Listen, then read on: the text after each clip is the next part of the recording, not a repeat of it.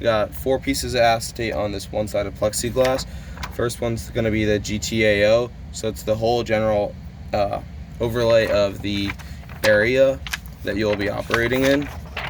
So you have the avenues of approaches, obstacles, water, restricted, unrestricted, terrain.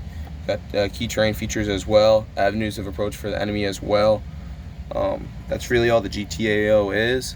It's just the general overlay. Also, the width talks about the how many people. So like this is like 4 squads can fit through this avenue of approach. Same here. Only a fire team size element, or 2 fire team size elements can fit through there. Next, you'll talk about the enemy SIT-TEMP. So the enemy, how the enemy is going to fight.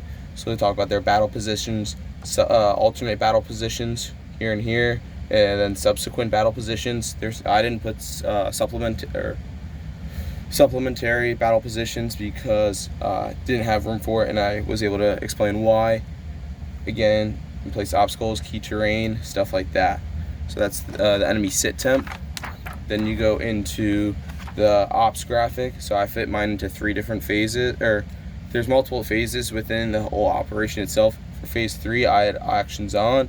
So I talked about the objective, added target reference points, had the obstacles as well, had different DOAs, so direction of attack, axis of advances as well, and then I had phase lines as well, added phase lines in accordance to what was given, plus added more if I needed to as well, and just talked about how the fight was going to go down.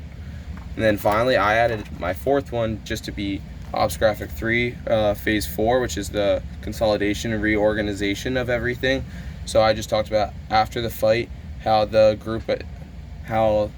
squad or the platoon as a whole is going to reorganize, get online, how the fight's going to finish at least, and then how they're going to go back into their battle positions because it was an attack to seize. So seize that key terrain then, and then continue the fight then from there. So that's the micro side of the map.